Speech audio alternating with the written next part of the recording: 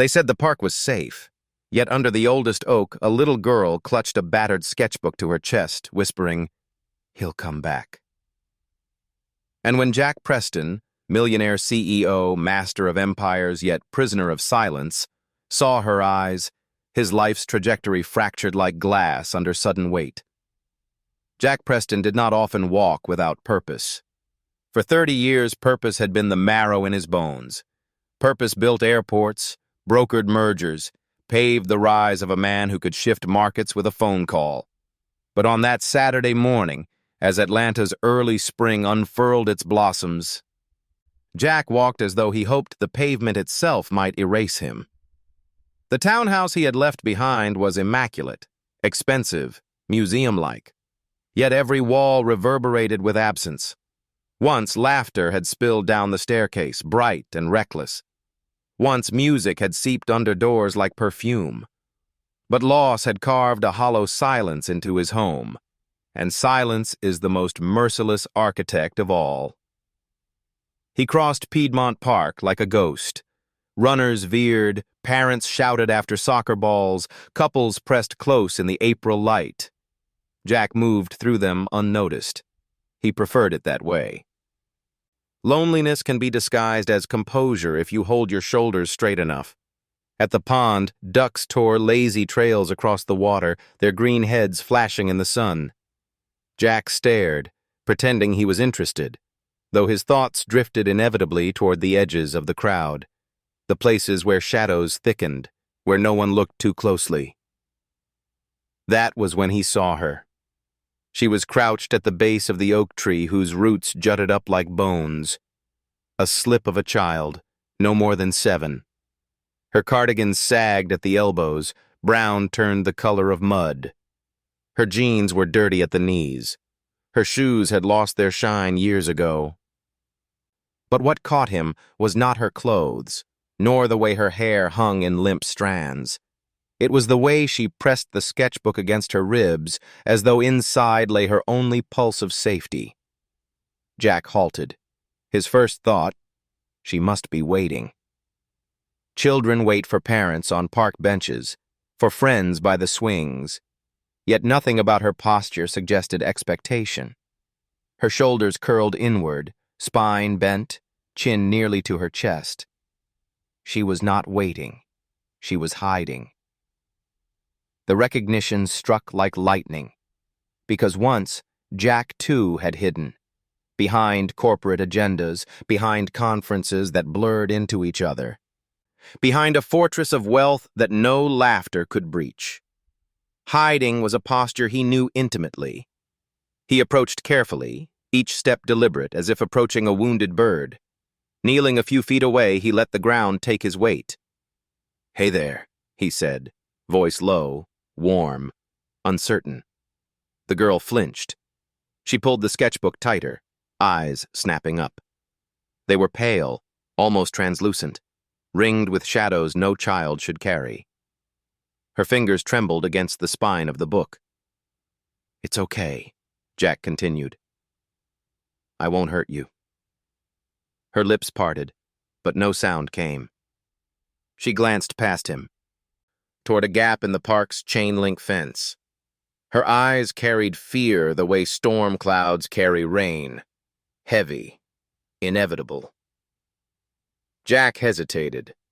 He had been CEO in boardrooms of glass towers, had stared down investors who could collapse entire empires with a sentence, yet never had silence unnerved him like the silence of this child. He tried again. "My name's Jack." He fumbled with the bottle of water in his hand, twisting the cap loose, holding it out as an offering. Her gaze fixed on it. For a heartbeat, nothing moved. Then, like a sparrow snatching crumbs, she darted forward, seized the bottle, and retreated, clutching it in both hands without drinking. Jack nodded slowly, as though confirming a contract. "Are you waiting for someone?" The girl bit her lip. When she spoke, her voice was so faint he leaned forward to catch it. "No." A beat. Then, "I'm hiding." The words pierced him. He sat back on the grass, careful not to crowd her. Hiding from who? Her eyes flicked once more toward the fence. "He'll come back," she whispered. "He always comes back." Jack's chest tightened. Something inside him, an instinct buried under grief, stirred. He wanted to reach for her, but held himself still. In moments like these, force was the enemy of trust. "You don't have to go with anyone you're afraid of," he said softly. "Not while I'm here." A shout cracked across the playground then, harsh and jagged. The girl froze, shoulders stiff, eyes wide. Jack's body moved before thought did. He shifted, placing himself between her and the direction of the voice. His pulse thundered. Once, instinct had told him only to withdraw. Now, instinct drove him forward. "It's okay," he murmured. "I'm not leaving you." She searched his face, testing for deception. Whatever she saw, it was enough. She inched closer, as if the shadow cast by his presence could shield her. The shout dissolved into distance, swallowed by city noise. Jack exhaled. For a long while, they simply sat there. Around them, the park spun on, laughter, dogs barking, music spilling from radios. But under the oak, the world narrowed to one child and one man who had forgotten how to be needed. At last, her voice trembled out. "My name is Ellie." The syllables fell like a secret, fragile and profound. Jack closed his eyes briefly. In that instant, clarity seared him. Whatever ghosts haunted him, whatever silence had claimed his life, he could not walk away now, not from this girl, not again. That evening, when he opened the door to his townhouse, the emptiness pressed harder than ever. But Ellie walked at his side, clutching her sketchbook, and the emptiness recoiled. The marble floor echoed under their steps. Mrs. Flores, his longtime housekeeper, stood in the kitchen, flour dusting her hands. Her gaze flicked from Jack to Ellie, questions sharp but unspoken. "Senor Preston?" she asked cautiously. Jack's voice surprised even himself. "This is Ellie. She'll be staying. For a while." Ellie shrank behind him, half hidden by his coat, her sketchbook raised like a shield. Mrs. Flores's eyes softened instantly. Loss had taught her, too, to recognize lost children. She crouched, offering a cookie warm from the oven. Ellie's hunger flashed, but fear still reigned. She held the cookie without biting, as though food itself might betray her. Jack stood awkward, the room spinning with disorder. He had lived by schedules, contracts, numbers stacked like scaffolding. Now a child stood in his spotless kitchen, and every metric of certainty collapsed. Still, when night fell and Ellie refused the guest room, curling instead under the kitchen table with her sketchbook, Jack did not argue. He spread a blanket, placed a pillow, and sat on a stool nearby. His phone buzzed with unanswered calls, his empire humming restlessly without him. But Jack did not move. He watched Ellie breathe, small and uncertain, until her lashes closed. Her sketchbook slid open, revealing a page. Shadows, monsters, jagged shapes. Yet in the corner bloomed a fragile flower, a dogwood, petals etched carefully against the dark. Jack's throat tightened. The flower was hope. Tiny, stubborn, alive. He leaned back, exhaustion settling like a tide, but his resolve sharper than it had been in years. For the first time, silence did not feel like a void. It felt like a promise. The house had never sounded like this before. Not with the creak of a kitchen chair pulled closer to the table, not with the rustle of a child's sketchbook turned cautiously in the dark. Jack Preston sat in his own home as though he were a guest. The marble floors and tall windows had always been his, but tonight they belonged to Ellie. the little girl who had chosen the underside of his kitchen table as her fortress. He could not blame her. A guest room with fluffed pillows and a breeze of spring air was meaningless to a child who trusted no roof. Safety was not thread count or square footage. It was presence. And so Jack sat on the stool by the table's edge, book in hand, reading aloud sentences he barely comprehended. His voice filled the silence with clumsy rhythm. On the floor, Ellie's eyes fluttered with exhaustion, her fingers tight around her sketchbook, until, at last, sleep found her. Jack closed his own book. He did not sleep. His mind reeled through questions. What right did he have to keep her here? What laws was he trespassing? What ghosts had sent her to hide under the oak tree? He had fought investors, politicians, competitors, but this was different. This was a fight with shadows, with absences. By dawn, he had made a decision. He could not solve everything overnight, but he could offer consistency. Breakfast, warmth, a hand that would not vanish. Morning unfurled in streaks of sunlight across the countertops. Mrs. Flores was already at work, her hands dusted with flour. Jack lingered at the doorway, unsure how to explain the girl still sleeping under the table. Mrs. Flores looked up, her sharp eyes softening as if she had expected this her entire life. She said nothing, only placed a pan of pancakes on the stove. "She will wake hungry," she murmured, as if this fact alone could steady the world. Ellie stirred with the smell. She sat up slowly, cardigan wrinkled, hair tangled, sketchbook still clutched to her chest. Her eyes darted toward the door before fixing warily on Mrs. Flores, then on Jack. "Morning," Jack said, careful to keep his voice light, as if children appeared under his kitchen table every day. "We've got pancakes." Ellie blinked, silent. She slid from her blanket, toes curling against the cold marble. Mrs. Flores crouched low, holding out a plate. "Comida, mija. You're safe here." The word safe snagged in the air like a fragile ornament. Ellie accepted the plate, holding it as though it might shatter. She nibbled at the edge, small bites, watchful. Each swallow seemed a negotiation with her own doubt. Jack sat across the table, coffee cooling in his hands. He did not speak. He simply let the moment unfold, as if patience could stitch together the trust that fear had torn apart. After breakfast, Jack faced the reality he had avoided. He could not pretend this was temporary. A child in his house was not a detail to be overlooked. It was a responsibility, heavy as steel beams. He excused himself, retreating to his office. The phone glowed with missed calls, his assistant, his board members, a dozen urgent emails. But the empire could wait. He searched instead for resources, for guidance, children's services, counselors, legal definitions he barely understood. Each link pressed against his chest like a weight. Guardianship, custody, foster placement. Words that belonged to bureaucrats, not CEOs. He rubbed his temples. He could not hand her back to a world that had driven her beneath an oak tree.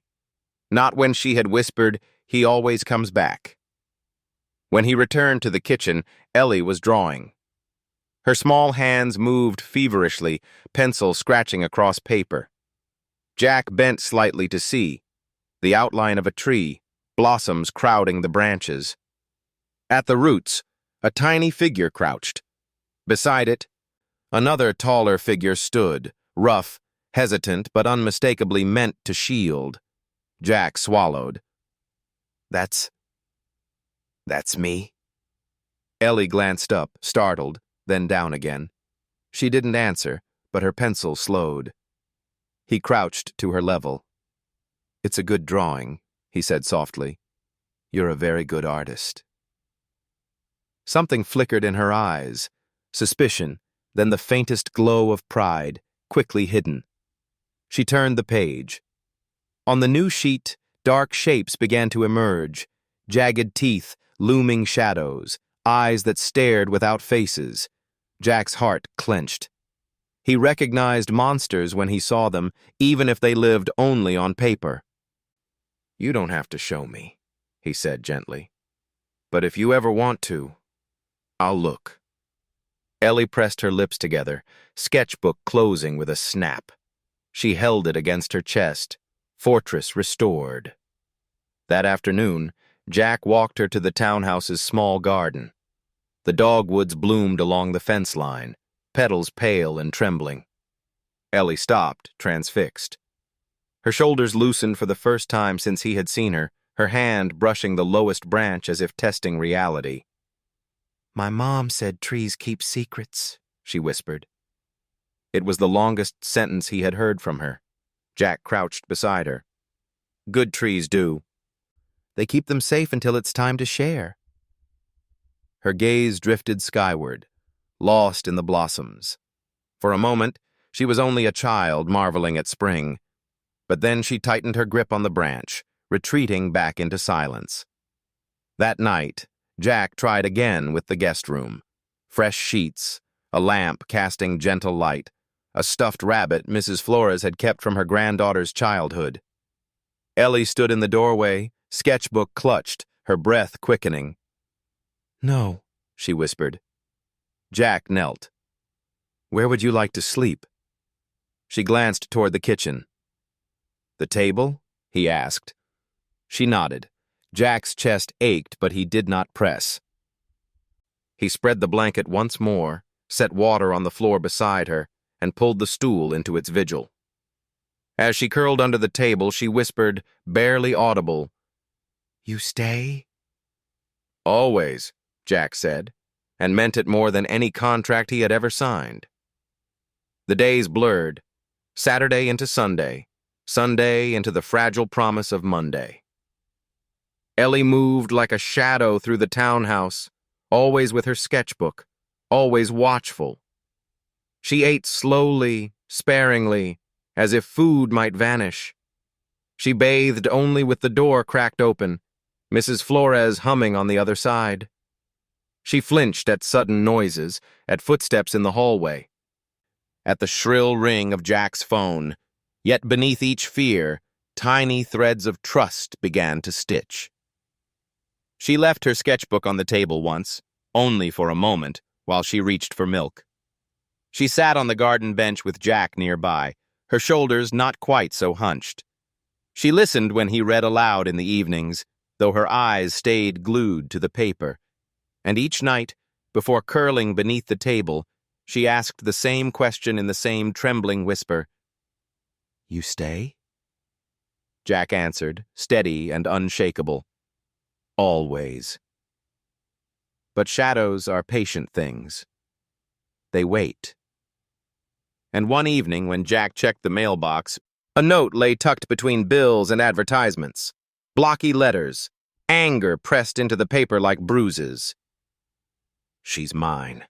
Stay away or else." Jack's hand shook as he crushed the note in his fist. The world tilted, fear slicing through him sharper than any corporate rival had ever managed. This was not business. This was danger. And it had found its way to his doorstep. He looked back at the townhouse, at the window glowing with warm kitchen light, at the small figure hunched over her sketchbook inside. The past had taken enough from him. It would not take her. Not Ellie. Never again. The night was quiet in the way only fear can make it, thick, listening, waiting. Jack Preston sat at the kitchen table, the crumpled note heavy in his pocket like a shard of iron. "She's mine. Stay away or else." He had faced boardroom ambushes, lawsuits that could topple fortunes, investigations that clawed at his empire's skin. Yet never had he felt so unsteady, so wholly exposed. Because this was not about reputation or profit. This was about a child asleep under his roof, clutching a sketchbook as though its pages were armor. Ellie slept fitfully on the blanket under the kitchen table. From time to time, her small hand twitched, as though still sketching monsters in her dreams. Jack watched her breathing, shallow but steady, and swore beneath his breath. He could not keep this secret much longer. The city had rules, the law had protocols. But the law also had gaps, and through those gaps, men like Troy Benson, Ellie's stepfather, slipped with ease. Jack rose, pacing the marble floor, his shadow sliding over cabinets and countertops. He thought of calling the police immediately, of handing over the note, but then pictured Ellie being pried from his care, placed in an office where caseworkers spoke in clipped tones, sent to some temporary house where safety was theoretical. He could not bear it. The clock ticked past midnight. Jack poured himself coffee he would not drink and sat once more in vigil. By morning, the weight of decision pressed harder. He called Dr. Melissa Green, the school counselor whose name he had found while combing through resources. Her voice on the line was warm, practiced, a tone meant to lower defenses. "Mr. Preston, you did the right thing bringing her in," Dr. Green said after he explained. "But this is bigger than you. Children like Ellie need official protection. Bring her tomorrow. We'll talk." Tomorrow. The word felt both salvation and delay. Could tomorrow protect her from tonight? Jack closed his eyes. "I'll bring her," he said. That day passed in fragments. Mrs. Flores baked as though the oven were a sanctuary, filling the air with cinnamon and sugar. Ellie hovered near her, still wary but drawn by the scent of cookies. Jack watched from the doorway, his heart catching at the sight. The small girl perched on a stool, flour smudging her cheek, the sketchbook still never more than a hand's breadth away. He wanted to believe this could last, but fear gnawed each moment. That evening he opened the mailbox again. Empty. Relief came sharp, almost painful. But when he turned back toward the townhouse, he caught movement at the edge of the street, a figure too still, watching. Jack's pulse spiked. He strode forward, but the man melted into shadow, gone before Jack reached the corner. Back inside, Ellie glanced up from her drawing. "What's wrong?" she whispered. Jack forced a smile, crouching to her height. "Nothing you need to worry about. I'm here." Her eyes narrowed, old beyond her years. She did not believe him, but she said nothing, simply tucked the sketchbook tighter against her ribs. That night, the house did not sleep. Jack checked the locks twice, then 3 times. He kept his phone on the table, 911 ready. He sat awake beside Ellie until her eyes fluttered shut. Only then did he allow himself to close his own, though his body never relaxed. It was near 2 in the morning when the sound came, a dull scrape at the back gate, faint but deliberate. Jack froze. His breath caught in his throat. The monitor on his phone flickered, a shadow climbing the fence, crouched, purposeful. A duffel bag slung across his shoulder. Jack's stomach dropped. Troy. He moved quickly, whispering harsh into the hallway where Mrs. Flores stirred. "Safe room, now." Mrs. Flores, eyes wide but steady, scooped Ellie up. The girl startled awake, eyes round with terror, clutching her sketchbook as though it alone might keep the world at bay. Jack knelt in front of her, gripping her small shoulders. "Listen to me. Go with Mrs. Flores. Lock the door. Don't open it for anyone but me or the police. Understand?" Her lip trembled, but she nodded. Jack kissed her hair without thinking. "Go." The soft click of the reinforced door echoed like a heartbeat. Jack locked the kitchen doors, his hands shaking. He crouched behind the island, phone pressed to his ear. "There's an intruder. My address is... Hurry!" On the monitor, Troy paced the yard, pulling a crowbar from his bag, duct tape glinting at the edge. Jack's blood iced. This was no hollow threat. The crowbar slammed against the doorframe. Metal shrieked against wood. The sound reverberated through Jack's bones. Upstairs, muffled sobs. Mrs. Flores's voice murmuring comfort. Jack gritted his teeth, adrenaline flooding. He stared straight into the nearest camera, letting Troy see him. His face was cold, unflinching. "You're not getting in," Jack whispered, half to Troy, half to himself. Sirens wailed, distant but approaching. Troy froze, panic flashing across his face. He scrambled toward the fence, but blue and red lights spilled across the yard. 2 officers vaulted from their car, tackling him before he cleared the barrier. The crowbar clattered to the grass. The duffel fell open. Rope, tape, the evidence of intent undeniable. Jack sagged against the counter, relief and fury colliding in his chest. Minutes later, the knock came. "Mr. Preston, police!" His knees nearly buckled as he let them in. They spoke of charges, attempted kidnapping, breaking, and entering. But the words blurred. All Jack could think of was the door at the end of the hallway. He hurried there, voice breaking. "It's me." The door opened. Ellie burst out, flinging herself into his arms. He tried to get me," she sobbed, shaking. "I heard him. I thought—" Jack held her tight, burying his face in her hair. "No one will ever take you. You're safe. I promise. I promise." Mrs. Flores pressed close, tears sliding silent down her face. The 3 of them clung together in the dim hall, the night outside still echoing with sirens. Later, when the officers left, when forms were signed and evidence collected, Jack sat by Ellie's makeshift bed in the guest room. She clutched her sketchbook, but her eyes finally closed, exhaustion overcoming fear.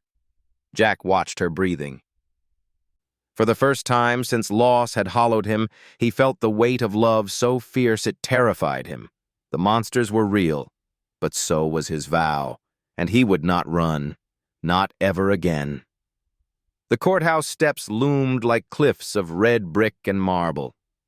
To most who entered, it was just another building of the state. But to Jack Preston, leading Ellie by the hand, it felt like a crucible. Inside waited the first true test, not just of his wealth or resolve, but of whether the fragile trust of a child could survive the world's machinery. Ellie's small fingers were ice cold in his. She clutched her sketchbook under her arm. Her shield against eyes too sharp, questions too heavy. Her cardigan, washed and mended by Mrs. Flores, still sagged at the elbows. Jack had chosen his finest navy suit, but it felt like armor stolen from another man. "Remember," he whispered, bending close, "I'll be right beside you the whole time." Ellie nodded faintly, eyes fixed on the courthouse doors. Inside, the halls gleamed with polished marble, sunlight spilling through tall windows. The sound of footsteps echoed like distant drums. They were met by Andrea Lewis, the CPS investigator, tall and calm, her voice soft enough to slow the rush of Jack's own heart. "Mr. Preston." "Thank you for coming," she said. She knelt so her eyes met Ellie's. "Hi, Ellie. I know this must feel scary, but I'm here to help, not to hurt. You get to choose what you want to say. And if you want to hold Mr. Jack's hand the whole time, you can." Ellie's fingers tightened around Jack's. She gave the smallest nod. Andrea guided them into a modest interview room, walls pale, blinds half drawn to soften the light. On the table lay a box of colored pencils and blank paper. To Ellie, the pencils were the only familiar thing in sight. The interview began gently. Andrea asked about favorite foods, favorite colors. Ellie answered in whispers, sketching small shapes as she spoke. A bird, a flower, a patch of sky. Each drawing was hesitant, like footsteps across thin ice. Jack sat silent, his hands knotted together, his heart aching at every pause. He longed to answer for her, but he knew this was Ellie's story. At last, Andrea asked the question Jack dreaded most. Ellie, can you tell me about your stepdad? Ellie's pencil froze. She glanced sideways at Jack, then back at the page. Her voice broke into fragments. He yells. Sometimes. He hurts me. He hurt Mom, too. The words landed like stones dropped into water, rippling outward until the room itself seemed to shudder. Jack's hands clenched against his knees, every muscle rigid. He forced himself not to move, not to sweep her into his arms and silence the memory. Andrea's voice remained steady. It's not your fault, Ellie. None of it is your fault. Ellie traced the outline of a dogwood tree on the page, her finger trembling. Mom said, if I got scared, I should draw the tree. She'd find me again. Jack's eyes burned. His wife's death had left him hollow, but here was a child clinging to a mother's last promise. Andrea turned gently to him. Mr. Preston, you understand this can't stay informal. If you want to protect her, you'll need to petition for custody, and you'll need to be ready for a fight. Jack's answer came before he even knew he was speaking. I'll do whatever it takes. His voice cracked, stripped bare. Every dollar, every ounce of strength. I won't let her go back. Andrea studied him for a long moment, then nodded. Good, because men like Troy rarely let go quietly. That evening, the weight of it all settled over the townhouse like a storm. Mrs. Flores cooked in silence, her eyes flicking to Ellie with fierce protectiveness. Ellie ate slowly, gaze darting toward the windows as though expecting them to shatter. After dinner, Jack sat with his lawyer, Kevin Morgan, at the dining table. Kevin was brisk, efficient, shuffling papers like a man dealing cards in a high-stakes game. If you want to win custody, Kevin said, you'll need more than sympathy. You'll need proof. Medical records, school testimony, the police report from last night, the note Troy left, everything you can gather. Judges need more than feelings, Jack. They need evidence. Jack nodded, though inside he seethed. How could a child's trembling voice not be evidence enough? But he knew Kevin was right. Systems, like empires, ran on paper and procedure. We'll build the case, Kevin continued. But be prepared. Troy will fight. He's already hired counsel. He'll try to paint you as reckless, maybe even manipulative. Jack thought of his board of directors, their warnings that his absence endangered millions in assets. For the first time in decades, he didn't care. She's my priority now, he said quietly. I'll prove it. That night, Ellie refused the guest room again.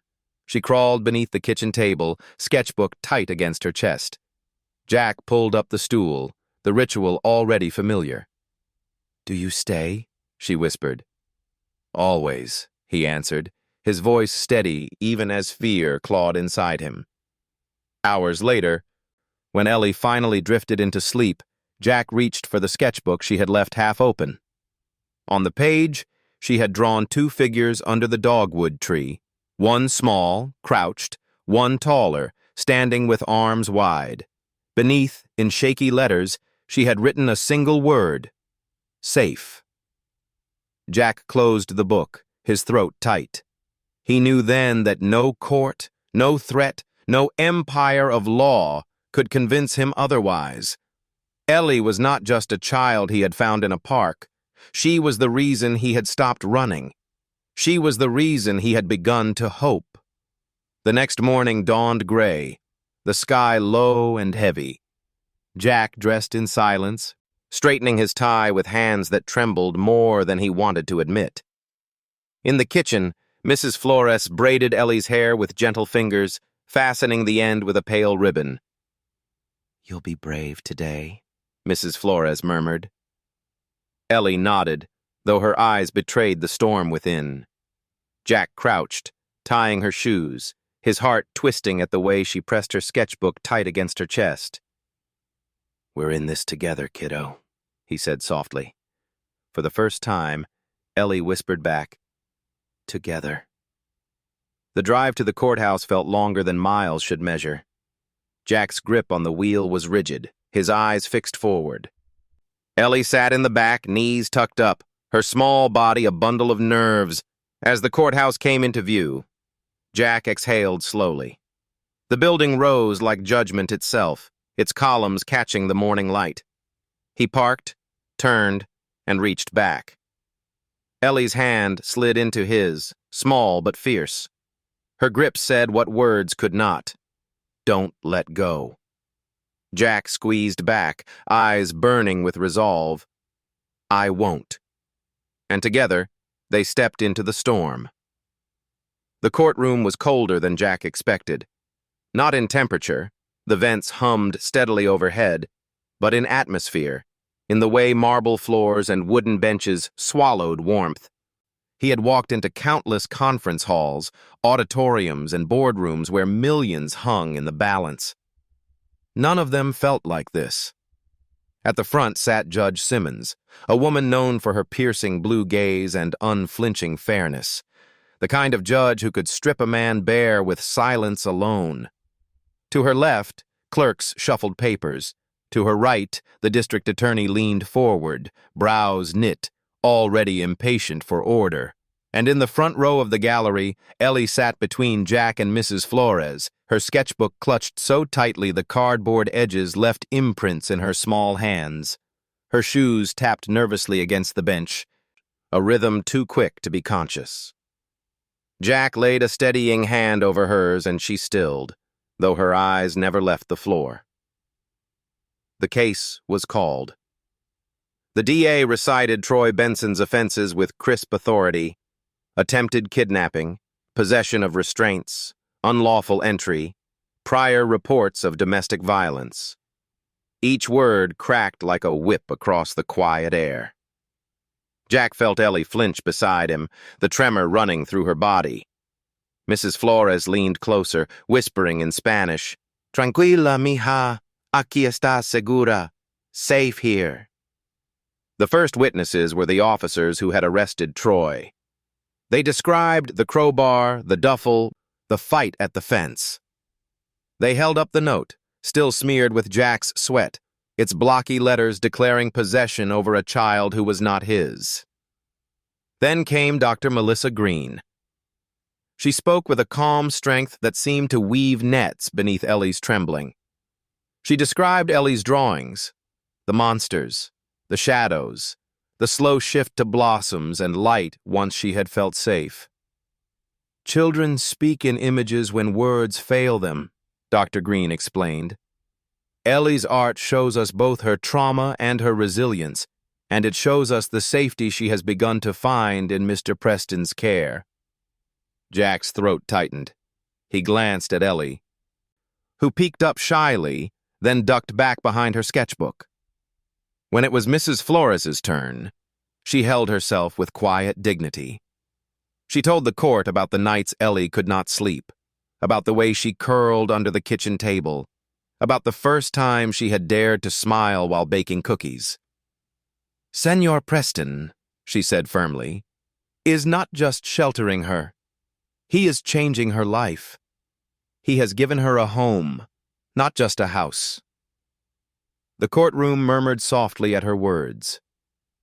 Jack looked down at his clasped hands, humbled beyond speech. Then came Jack's turn. He rose slowly, palms sweating despite the chill. His empire had trained him for speeches, but here, language felt clumsy, inadequate. "I found Ellie in the park," he began, his voice low. She was hiding under an oak tree, clutching a sketchbook as if it were the only shield she had left. I recognized something in her that I hadn't admitted even to myself. The way grief and fear fold you small until you can barely breathe. I couldn't walk away. Not then. Not now. He paused, breath catching. The courtroom held still. "I lost my family once," he continued. "My wife. The home we built together. For years I lived in silence, with money, but no meaning. Ellie has given me a second chance, not just to protect someone, but to live again. She is not a responsibility I stumbled into. She is the reason I am still here, and I will not let her go back to the man who hurt her." His words wavered, stripped bare of polish. He returned to his seat, unable to look at the judge, afraid of what he might see in her eyes. Finally, the court called Ellie. Jack felt his heart seize. She looked impossibly small as she was guided to the witness chair, her sketchbook pressed against her chest like a talisman. The bailiff swore her in gently, his voice softer than protocol demanded. Judge Simmons leaned forward, gaze kind. "Ellie, can you tell us how you feel living with Mr. Preston?" Ellie hesitated. Then she opened the sketchbook. She flipped to an old page. Dark shapes, jagged lines, eyes looming in corners. "When I lived with Troy," she whispered, "I was scared all the time. I drew monsters because that's what it felt like. Monsters everywhere." Gasps rippled through the gallery. Ellie turned another page. This time, a blooming dogwood tree spread across the paper, petals delicate and sure. Beneath it stood 3 figures, Jack, Ellie, and Mrs. Flores, holding hands beneath branches thick with light. "But now," her voice cracked, then steadied, "now I can draw flowers, because I'm not scared anymore. When I'm with Jack, I feel safe. I want to stay safe. I want to stay with my family." Tears burned Jack's eyes. He bowed his head, unable to stop them. The courtroom hushed as Judge Simmons closed the file before her. She regarded Ellie for a long moment, then spoke with a clarity that seemed to pierce the very air. "This court hereby terminates the temporary guardianship of Mr. Troy Benson," she said, "and grants temporary sole custody of Ellie to Mr. Jack Preston. A hearing for permanent custody and possible adoption will be scheduled in the coming weeks. Until then, a protective order prohibits Mr. Benson from any contact with Ellie or Mr. Preston." The words fell like sunlight after storm. Mrs. Flores sobbed openly. Dr. Green dabbed her eyes. Jack turned to Ellie, who blinked up at him with disbelief. "Does this mean," she whispered, trembling, "I can really call you Dad now?" Jack laughed through his tears, gathering her into his arms. "Always. Forever." The gallery blurred around them. The courthouse ceiling might as well have opened to the sky. For the first time in years, Jack felt the world tilt not toward loss, but toward hope. Outside, the spring air was sharp with blossoms and city noise. Reporters gathered at the edges, cameras clicking. Jack ignored them all. He and Ellie walked hand in hand down the courthouse steps, Mrs. Flores behind them, Dr. Green smiling faintly from the door. Ellie looked up, squinting into the sunlight. For the first time, she didn't glance over her shoulder. For the first time, Jack believed the future could hold more than ghosts. And together, they stepped into it. The townhouse had never known such noise. Laughter spilled through the kitchen, colliding with the scent of sugar and cinnamon. Mrs. Flores moved briskly between oven and counter, her apron streaked white with flour. Ellie, perched on a stool too tall for her legs, hummed a pop song as she cut cookie dough into clumsy dogwood shapes. Jack leaned against the doorway, arms folded, watching with something close to awe. Only weeks ago, silence had ruled these rooms, heavy and absolute. Now the marble countertops echoed with small hands drumming, with off-key melodies, with the thump of mixing bowls. The walls themselves seemed to breathe. It was almost ordinary. Almost. Yet beneath the golden light and sweet air lingered the memory of sirens, of a note scrawled in angry letters, of Troy's shadow climbing the fence. Even as Ellie giggled, dusting Mrs. Flores with flour, Jack felt the taut wire of vigilance coiled inside him. That evening, after the cookies cooled and the dishes were stacked, Ellie tugged at his sleeve. "Come see," she whispered. She led him to the living room where her drawings were clipped like banners along a string Mrs. Flores had hung across the wall. Sunlit trees, blossoms spilling across pages, figures holding hands beneath blue skies. Between them, darker sketches, shadows with jagged teeth, hung like scars among healing wounds. Jack's chest tightened. He crouched to her height. "You've been busy," he said softly. Ellie nodded, serious. "I don't draw under tables anymore. Mrs. Flores says the wall is braver." Jack's eyes burned. "She's right. This is brave and beautiful." Ellie looked at him, uncertain, as if testing whether she could believe the praise. Then she smiled, small, tentative, but real. The next morning, Jack's phone buzzed with a reminder. Meeting with CPS. Another step in proving Ellie's safety. He hesitated. His empire waited too, messages from his board, investors growing restless at his absence. Once he would have raced back to their demands without hesitation. Now the choice felt effortless. He called Kevin Morgan, his lawyer, to confirm. "We'll need more testimony," Kevin said briskly. "Dr. Green's report helps, but we'll need school enrollment, medical records, anything to show consistency.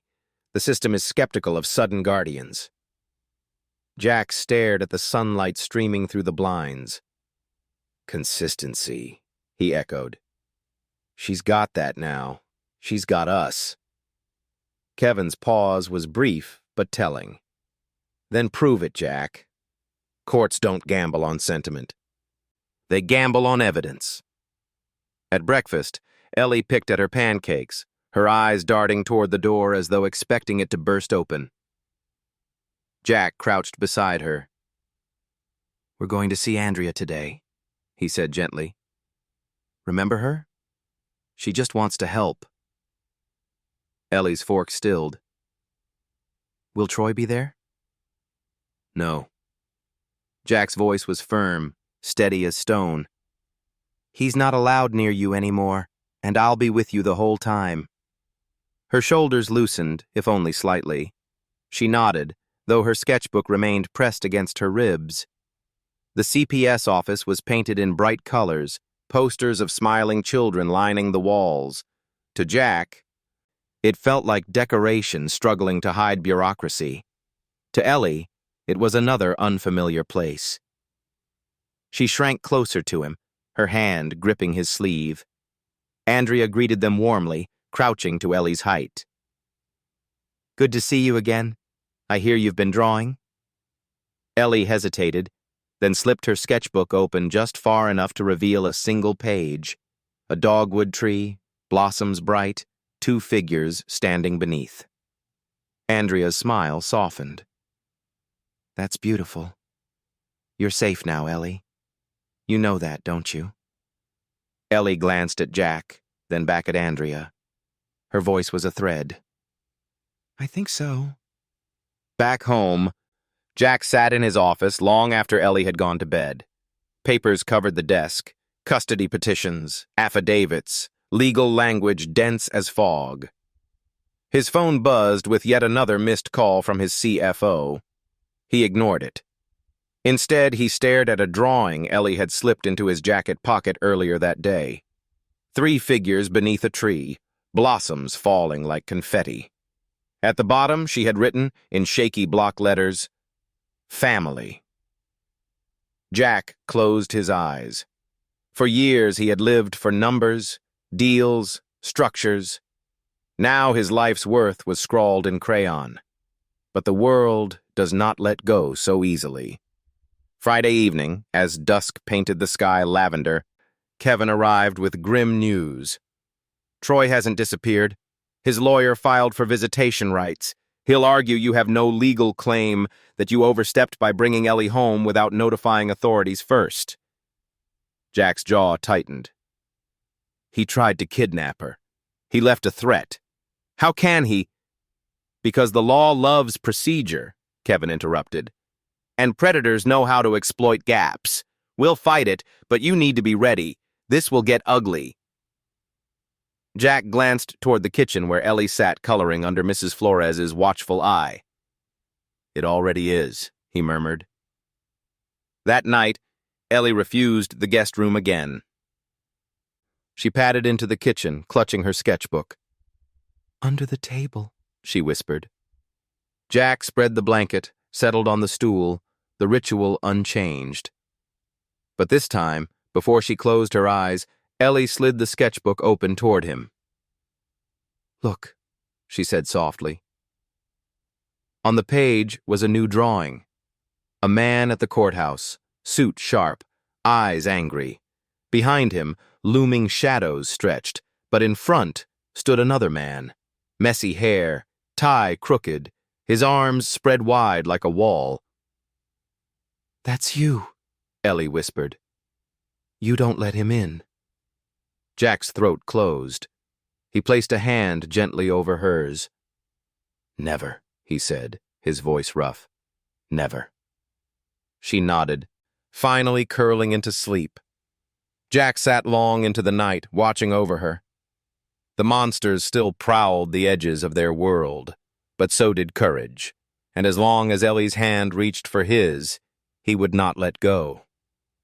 The courthouse smelled faintly of polish and paper, like a library that had forgotten warmth. Jack Preston sat at the counsel's table, his tie too tight, his palms damp against legal documents Kevin Morgan had stacked neatly before him. Beside him, Ellie clutched her sketchbook with both hands, her knuckles pale. This was no longer a hearing about emergency custody. This was the opening salvo of a battle. Troy Benson's lawyer had petitioned for visitation, arguing that Jack was an interloper, a billionaire playing savior in a case where he had no standing. Jack stole a glance at Ellie. She sat stiff, her eyes trained on the table, shoulders drawn in. To the untrained eye, she looked passive. Jack knew better. This was the posture of a child braced for storm. The judge entered, robes whispering against the floor. The courtroom rose. Judge Simmons's gaze swept the room, cool, assessing. You may be seated. Troy's lawyer, a man with sharp hair and sharper words, wasted no time. Your Honor, my client acknowledges mistakes, but he is still the legal guardian. The child belongs in his custody. What we have here is a well-meaning stranger inserting himself where the law did not invite him. Jack's jaw clenched. A well-meaning stranger. The phrase stung like acid. Kevin rose, calm but firm. Your Honor, the man they call her guardian attempted to abduct her with rope and duct tape. He left a written threat. He has a record of violence. If not for Mr. Preston's intervention, we would not be here debating guardianship. We would be searching for a missing child. Gasps rippled in the gallery. The judge raised a hand. Order. I will review the evidence. For now, proceed with testimony. Dr. Melissa Green took the stand first. She spoke of Ellie's drawings, her fear, the gradual light creeping back into her art since living with Jack. Children don't lie on paper, Dr. Green said simply, holding up pages filled with blossoms. They tell the truth in color and shape. Ellie is healing. To uproot her now would be to tear open wounds still raw. Then Mrs. Flores testified. Her Spanish accent thickened with passion as she described the nights Ellie had flinched at shadows, the mornings she had refused to eat, the slow miracle of laughter in the kitchen. He is not just sheltering her, she declared, nodding toward Jack. He is protecting her soul. Jack bowed his head, humbled and undone. When Jack himself was called, he walked to the witness stand as though the floor might crack beneath him. He clasped his hands, knuckles white. I am not her blood, he admitted. I cannot change that. But family is not only blood. Family is who stays. When Ellie whispered, Do you stay? Night after night, I answered the only way I knew how.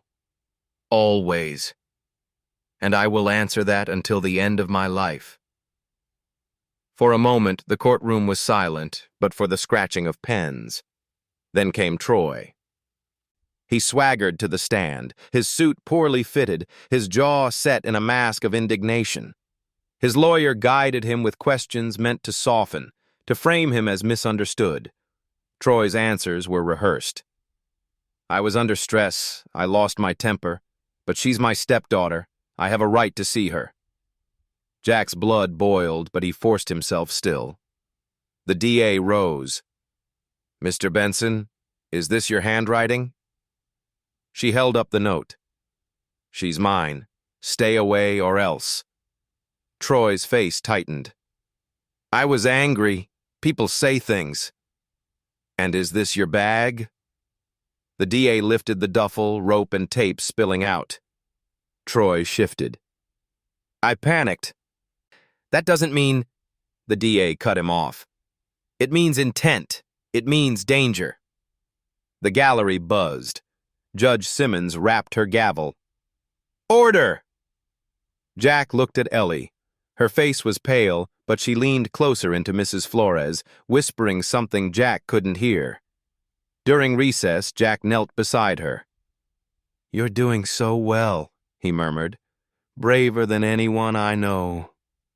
Ellie stared at her sketchbook, then opened it to a page she had drawn the night before, the courthouse itself, but with a dogwood blooming on the steps.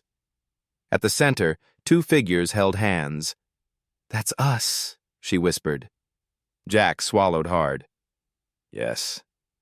That's us. When court reconvened, Andrea Lewis, the CPS investigator, spoke firmly. Children like Ellie need more than walls. They need trust. Mr. Preston has given her that. Removing her now would be catastrophic. Finally, Judge Simmons spoke. I will not make a final ruling today, but given the evidence, visitation rights for Mr. Benson are denied. Temporary custody remains with Mr. Preston until the next hearing. Mr. Benson is prohibited from contact. The gavel struck. Ellie exhaled a breath Jack hadn't known she was holding.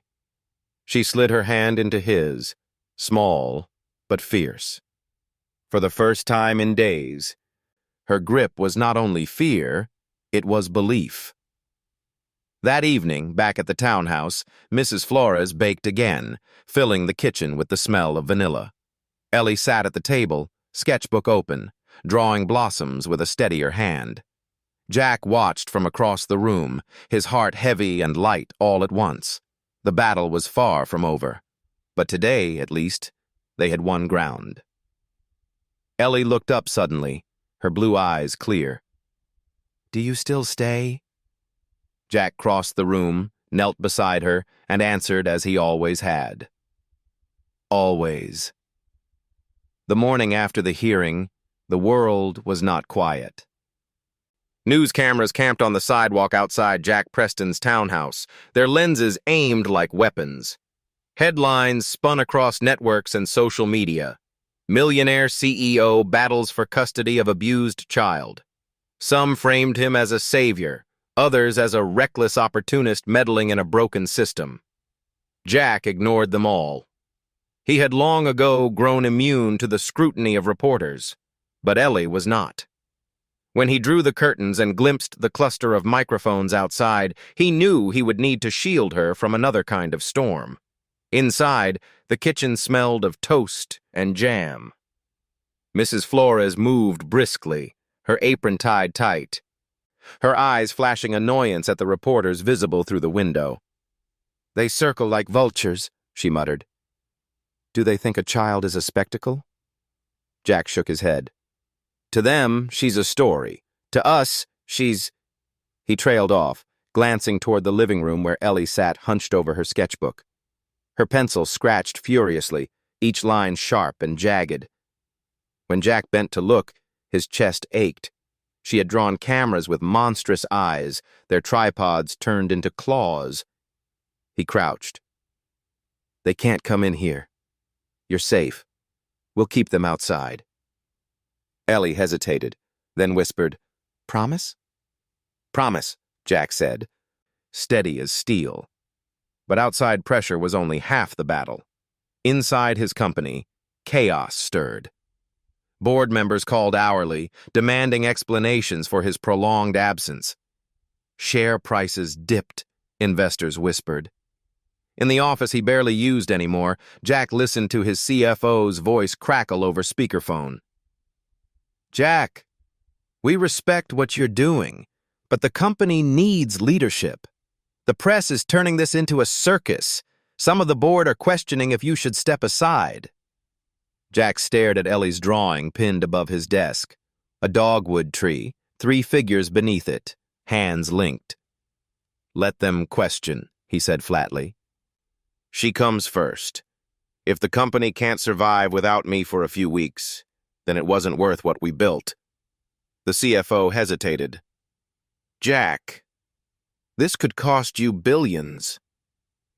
Jack ended the call without answering. For the first time in years, the weight of money felt irrelevant. Meanwhile, Ellie's healing moved in delicate steps. She no longer slept beneath the kitchen table every night. Some evenings she dared the guest room, though always with the door cracked and her sketchbook under her pillow. She began to hum while she drew, a sound soft but persistent. Sometimes she even laughed, high, unguarded bursts that startled Jack with their rarity. One afternoon, she asked Mrs. Flores to teach her how to braid dough for bread. Flour coated her hair, her nose, her fingers. Jack stood in the doorway, unable to move, afraid the scene might dissolve if he blinked.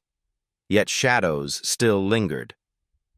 Some nights Ellie woke screaming, insisting Troy's voice echoed through the windows. Other times she flinched at the sound of heavy boots on the sidewalk. Healing was not a straight road. It was jagged, like her drawings, dark edges softened slowly by blossoms.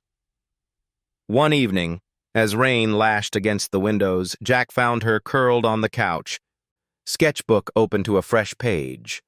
She had drawn a courtroom again, this time empty, its benches deserted. At the center stood a dogwood tree, its branches spreading through the roof, blossoms scattering like snow. Jack sat beside her. "That's beautiful." Ellie looked up, her eyes uncertain. "Do we go back there? To the court?" "Yes," Jack said honestly. "We will, soon. The judge has to decide for good." Ellie's lip trembled. "What if she sends me back?" Jack's chest ached. He pulled her close, careful not to crush the sketchbook between them. "I'll fight with everything I have, whatever it takes." "You belong here." She pressed her forehead against his shoulder. "Together," she whispered. "Together," Jack echoed. The storm outside intensified. Reporters dug into Jack's past, publishing old photos, dissecting his business history. Some commentators suggested his wealth gave him unfair leverage in court. Others praised him as an example of responsibility beyond profit. Jack did not care. What mattered was the next hearing. Kevin Morgan reminded him daily, "We need testimony, evidence, consistency. CPS visits will be critical. Keep showing that Ellie is safe." So Jack poured his energy into routine. Breakfast together each morning. Walks in the garden after dinner, reading aloud until Ellie's eyes fluttered shut. Stability, as fragile as glass, but steady enough to convince a system built on doubt. One Saturday, Mrs. Flores suggested something new. "Take her to the art store," she said, handing Jack a small list. "Paper, paints, brushes. Let her see color beyond gray pencils." Jack hesitated. Crowds, cameras, risk. It felt dangerous. But when Ellie overheard, her eyes lit with cautious hope. "Can we?" she whispered. Jack couldn't say no. They went together, disguises half-hearted. Baseball cap for him, a hoodie for Ellie. At the store, Aisles brimmed with canvases and bright paints. Ellie walked as though through a cathedral. Her fingers brushed the bristles of brushes, the spines of sketch pads. Jack watched her select a small set of watercolors. She held them like treasure. For the first time, she seemed to carry possibility rather than fear. On the drive home, she whispered, "Thank you." 2 words, but they rang louder than any deal Jack had ever closed. That night, she painted. Blossoms in crimson and gold, skies in shades of blue Jack had never noticed. Her monsters shrank in size, relegated to the corners of the page. When she showed him the finished piece, Jack felt tears sting his eyes. "Ellie," he said softly, "this is hope, right here."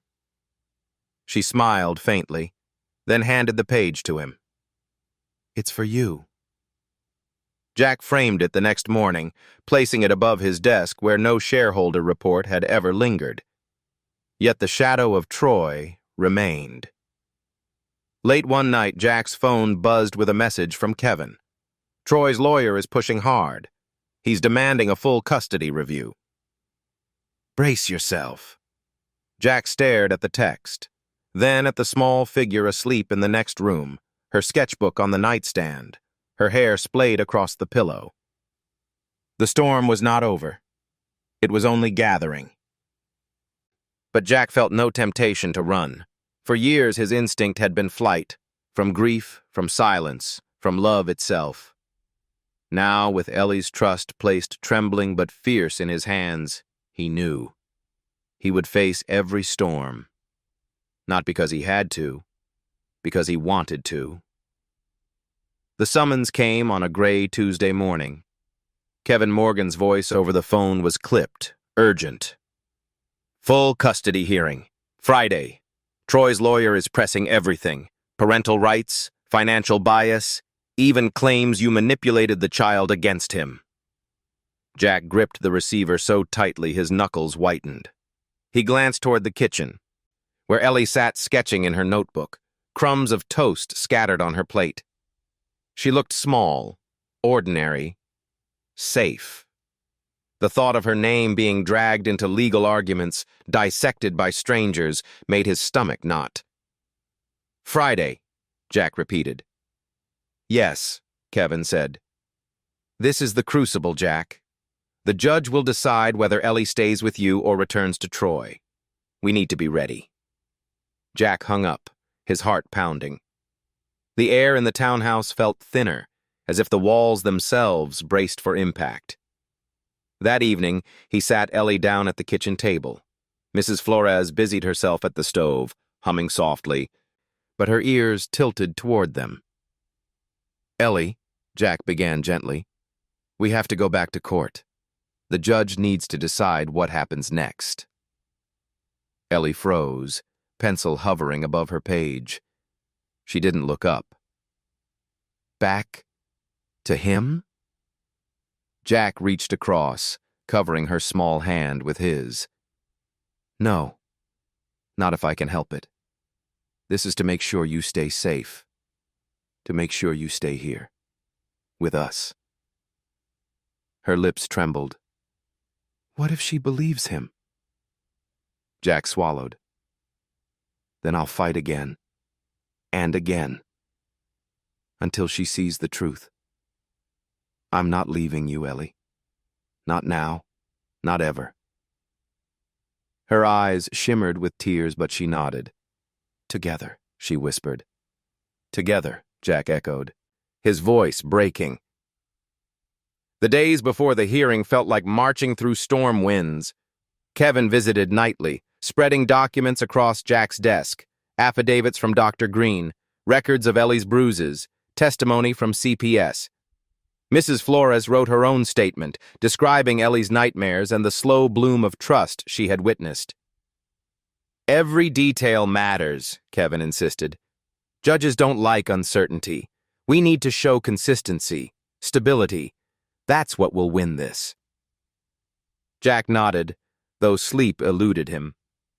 Each night he sat awake by Ellie's door, listening to her breathing, memorizing the sound like a vow. Friday arrived with a sky the color of ash. The courthouse buzzed with reporters, their microphones thrust forward as Jack and Ellie stepped out of the car. Kevin shielded them with his body, ushering them through the throng. Ellie clung to Jack's hand, her sketchbook tucked under her arm like armor. Inside, the air was cooler, but no less heavy. The gallery filled quickly. Supporters, curious strangers, journalists. Judge Simmons presided with her usual calm authority, but even she seemed to sense the weight of what was at stake. Troy sat at the opposite table, his suit sharper than before, his eyes cold and defiant. He looked less like a stepfather fighting for custody and more like a man fighting not to lose control. His lawyer rose first. "Your Honor, my client acknowledges past mistakes, but children need stability, and stability comes from legal guardianship. Mr. Preston is a businessman, distracted by empire. My client offers continuity, not chaos." Jack's fists curled under the table. Continuity? He remembered Ellie's flinches, her whispered confessions of being called bad and useless. That was the continuity Troy offered. Kevin stood next. "Your Honor, what we have here is not a matter of wealth or business. It is a matter of safety. This child ran from a house of fear. She was found hiding under a tree, whispering, 'He'll come back.' She does not need continuity of abuse. She needs the continuity of protection." The gallery stirred. Judge Simmons nodded. "Proceed with testimony." Dr. Green testified first, her calm voice carrying through the chamber. She showed Ellie's drawings, the monsters, the shadows, and then the blossoms. These images track her healing. With Mr. Preston, her world has color again. That is not coincidence. That is care. Then Andrea Lewis from CPS took the stand. "In my visits, I have seen stability, routine, a child beginning to trust. Mr. Preston has provided more than shelter. He has provided safety." Mrs. Flores followed, her voice trembling with passion. "He is a father already.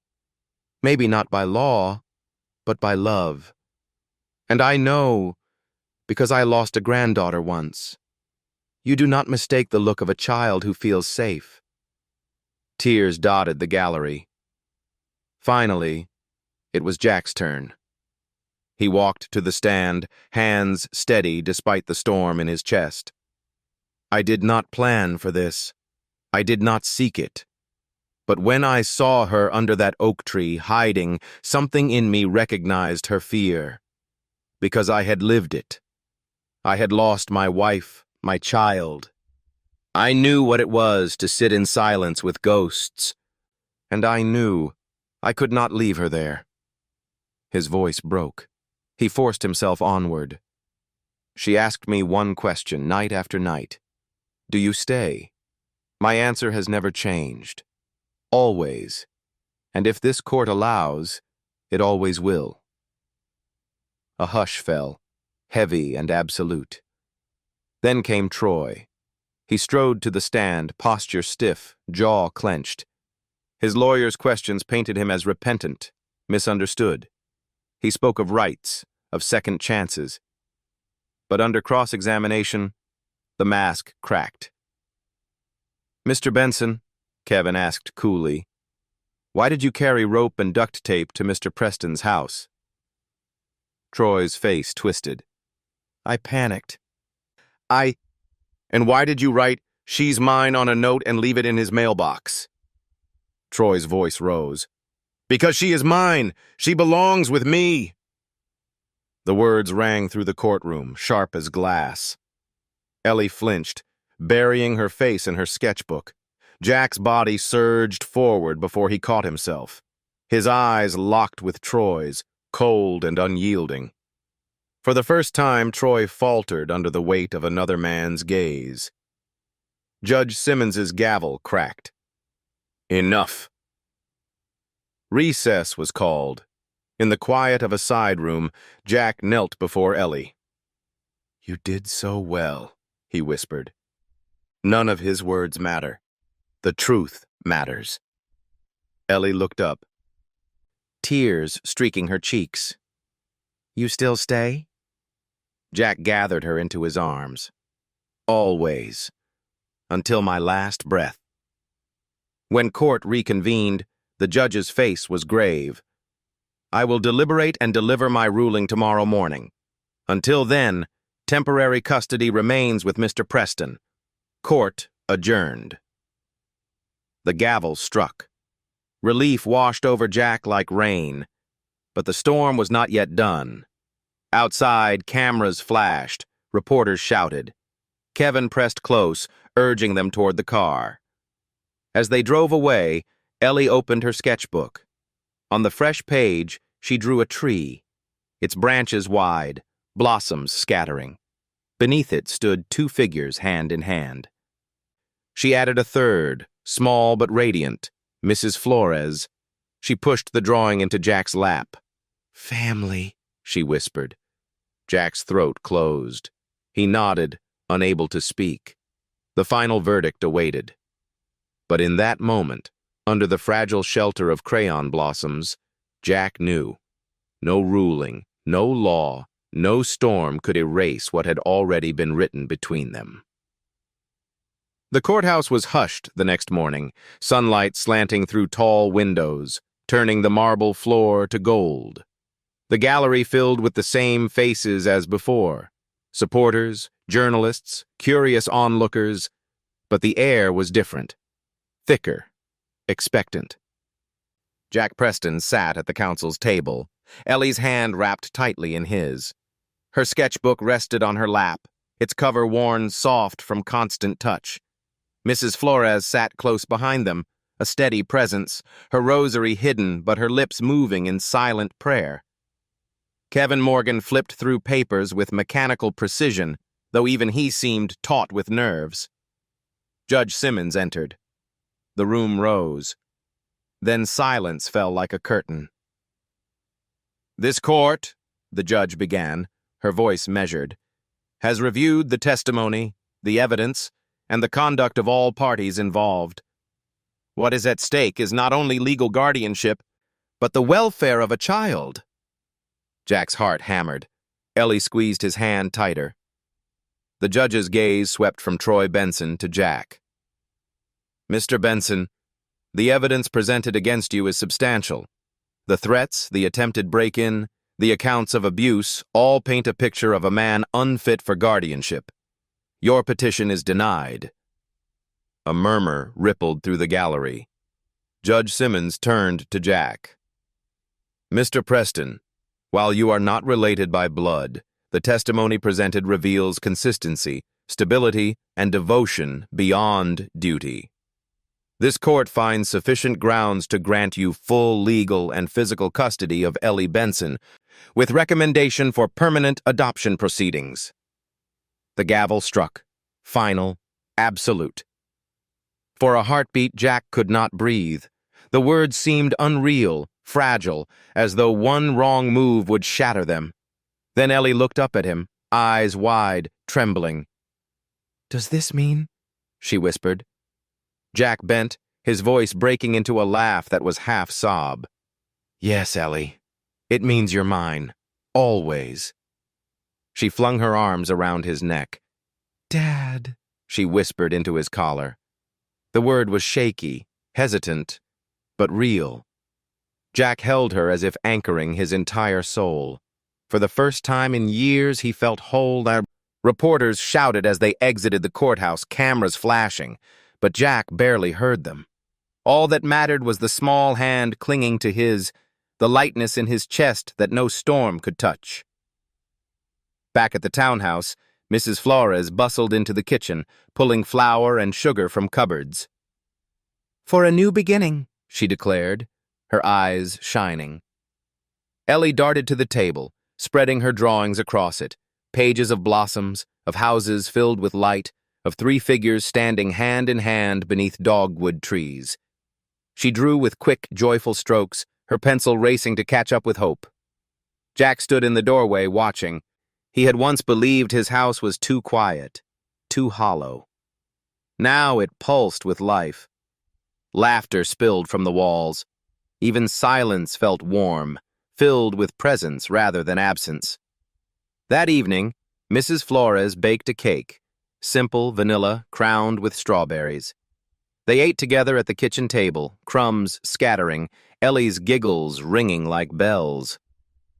Afterward, Jack carried a small box from his study. He set it before Ellie with a sheepish smile. "Open it," he urged. Inside was a silver necklace with a tiny pendant shaped like a dogwood blossom.